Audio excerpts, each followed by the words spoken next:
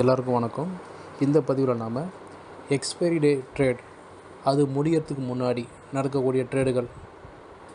இப்போது உதாரணத்துக்கு எக்ஸ்பைரி டே வந்து ஒரு 10 நாள் இருக்குது அப்படின்னா, அப்போ இன்னிலேருந்து அந்த 10 நாளுக்குள்ளே நடக்கக்கூடிய ட்ரேடுகள் எப்படி இருக்கும், அதை டிசைட் பண்ணக்கூடிய ஃபேக்டர்ஸ் எது எது அப்படிங்கிறத பார்ப்போம். இதுக்கு பொதுவாக என்ன சொல்லுவாங்க அப்படின்னா, ஆப்ஷன் கிரீக்ஸ் அப்படின்னு சொல்லுவாங்க. இந்த ஆப்ஷன் கிரீக்ஸ் தான் வந்து உங்களுக்கு சப்போர்ட் அண்ட் டிமாண்டுக்கு ஏற்ற மாதிரி அந்த வேல்யூஸை சேஞ்ச் பண்ணும். ஃபஸ்ட்டு அது என்னென்ன வேல்யூஸ் அப்படிங்கிறத முதல்ல தெரிஞ்சுக்கலாம். அதாவது அது பேராமீட்டர்ஸ் சொல்லலாம். ஓகே, இப்போது அதில் அடிப்படையாக இருக்கக்கூடிய கிரீக்ஸ் என்னென்ன அப்படின்னா, டெல்டா, தீட்டா, காமா, வேகா. சரி, இப்போது இந்த 4 வேல்யூஸில் டெல்டா, தீட்டா, காமா, வேகா, இதில் வந்து டெல்டா அண்ட் தீட்டா தான் வெரி இம்பார்ட்டன்ட். ஸோ அது ரெண்டுத்தை மட்டும் நம்ம பார்க்கலாம். சரி, அதில் இந்த தீட்டா வேல்யூ அப்படிங்கிற நிறைய பேர் கேள்விப்பட்டிருப்பீங்க. டைம் டிகேன்னு சொல்லுவாங்க. அந்த ஆப்ஷன் செல்லர்ஸ்லாம் சொல்லுவாங்க டைம் டிகே இருக்குது அதில் அப்படின்வாங்க. இது நமக்கு நிறைய சரியாக புரியாது. அது எதை ரெப்ரசன்ட் பண்ணுது அப்படின்னா, டைம் டிகே அப்படிங்கிறது தீட்டா வேல்யூ தான். சரி, இந்த தீட்டா இதுக்கு ஒரு உதாரணம் எப்படின்னா இப்படி வச்சுக்கலாம். ஒரு உணவுப் பொருள், ஏதோ ஒரு உணவு வச்சுக்கலாம், எந்த வேணா இருக்கலாம், சிப்ஸாக இருக்கலாம், ஏதோ ஒரு சாக்லேட்டோ ஏதோ ஒன்று. திடீர்னு அது நீங்கள் அந்த ஒரு பர்டிகுலர் ஷாப்புக்கு போனீங்க அப்படின்னா, அது வந்து ஸ்பெஷல் டிஸ்கவுண்ட்டு அதெல்லாம் போட்டிருப்பாங்க. ஸ்பெஷல் டிஸ்கவுண்ட்லாம் போட்டிருப்பாங்க. அது யூஷுவல் ப்ரைஸ் வந்து 50 ரூபா. ஸ்பெஷல் டிஸ்கவுண்ட்டில் அது வெறும் 20 ரூபான்னு போட்டிருப்பான். என்ன ரீசன் போய் பார்த்தா, அதோட எக்ஸ்பைரி டே வந்து ஒரு 10 நாளில் முடியும், ஒரு 20 நாளில் முடியும், இல்லை 5 நாளில் முடியும். 20 நாள் கூட விட்ருங்க, 5லேருந்து 10 நாளுக்குள்ளே முடிகிற மாதிரி இருந்ததுன்னா அது ஒரு ஸ்பெஷல் டிஸ்கவுண்ட் போட்டு கொடுப்பாங்க.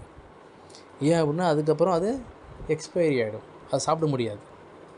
அதனால் அந்த பொருளோட விலையை கம்மி பண்ணிப்பாங்க.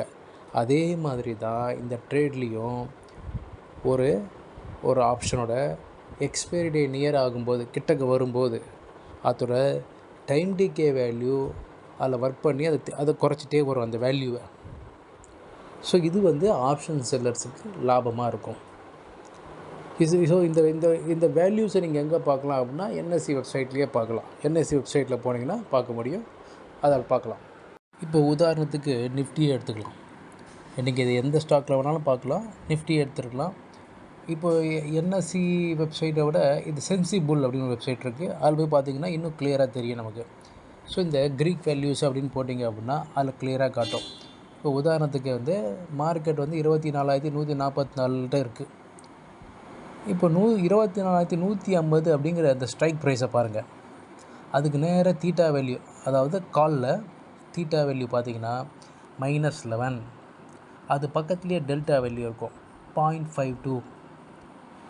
இதுக்கு என்ன அர்த்தம் அப்படின்னா, அதாவது தீட்டா அப்படிங்கிறத ரெப்ரசன்ட் பண்ணுதுன்னா டே,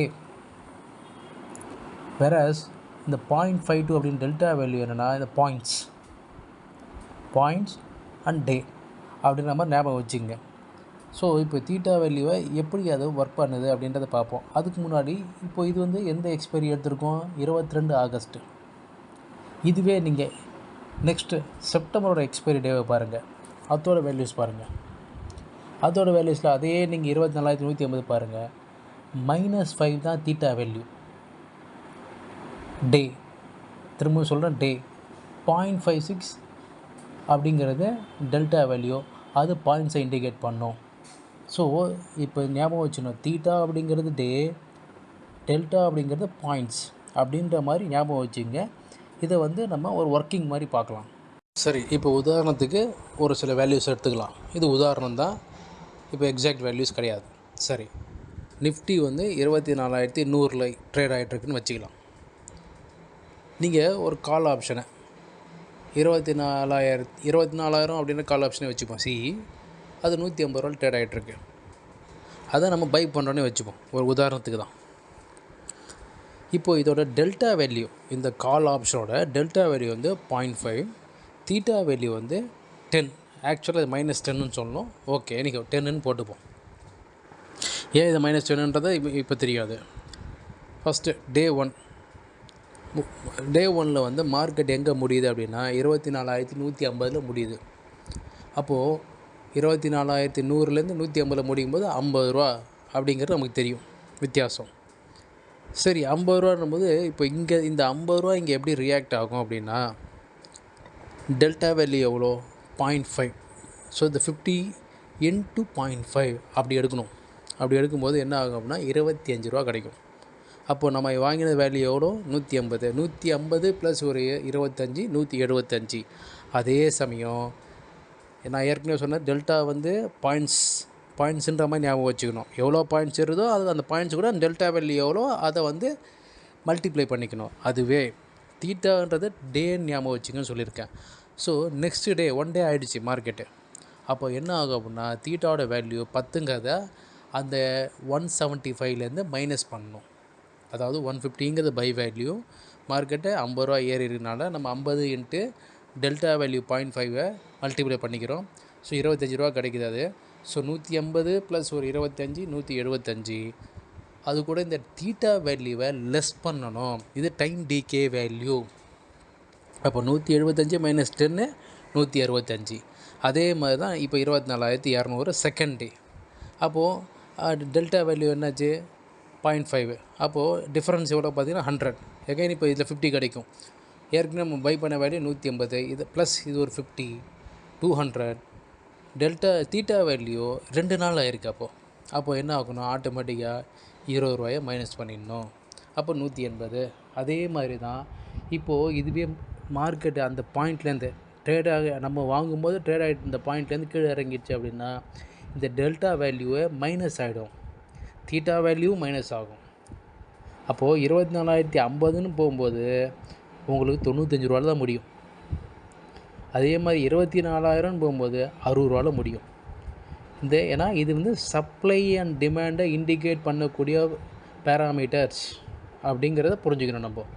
இதுவே இந்த எக்ஸ்பைரி டே அன்றைக்கி மார்க்கெட் எப்படி முடியும் அப்படின்னு நமக்கு ஏற்கனவே பார்த்தது தான். திரும்ப ஒரு தடவை 3 வேல்யூஸும் பார்த்துருவோம். 24,100 24,200 முடியுது 100. அப்போது ப்ராஃபிட்டில் இருக்கும். ப்ராஃபிட் கிடையாது, அந்த வேல்யூவில் இருக்கும். இது 24,250 முடியும் போது 180 ரூபாவில் இருக்கும்.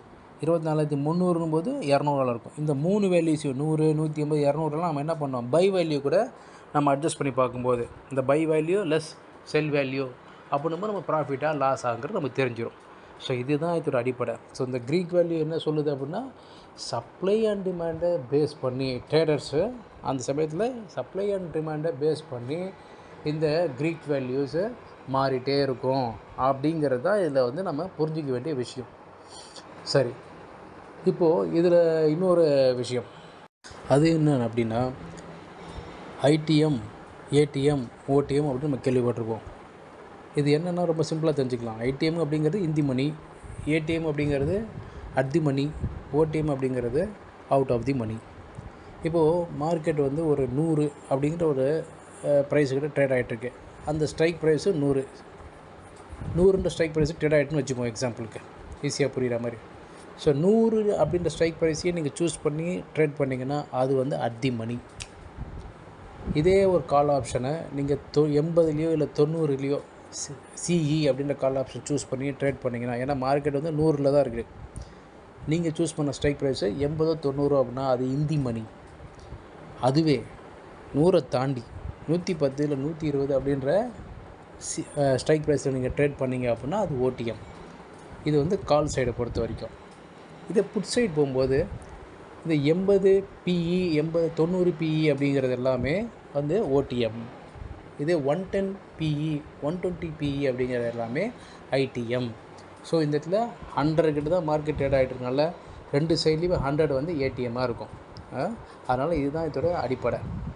ஸோ இந்த ஏடிஎம் ஐடிஎம் ஓடிஎம்லாம் நம்ம வந்து இனிமேல் வரக்கூடிய வீடியோஸில் ரெகுலராக யூஸ் பண்ணக்கூடிய வார்த்தைகள். அதை வந்து நல்லா ஞாபகம் வச்சுக்கணும். ஏன்னா அதை பேஸ் பண்ணி தான் நம்ம வந்து எங்கே ஹெட்ஜிங் எடுக்கணும், ஓடிஎம் எடுக்கணுமா ஐடிஎம் எடுக்கணுமா, அதே மாதிரி வந்து ஸ்ட்ராட்டஜிஸ் போடும்போது எந்த இடத்துல ஓடிஎம் வேல்யூவில் போடணுமா ஏடிஎம் வேல்யூவில் போடணுமா இல்லை ஐடிஎம்மில் போடணுமான்றதை நம்ம சொல்லும்போது புரிஞ்சிக்க ஈஸியாக இருக்கும். அதனால் அடுத்து வரக்கூடிய வீடியோவில் தொடர்ந்து நாம் ஹெட்ஜிங்ஸு ஸ்ட்ராட்டஜிஸ் எல்லாத்தையும் பார்ப்போம். நன்றி, வணக்கம்.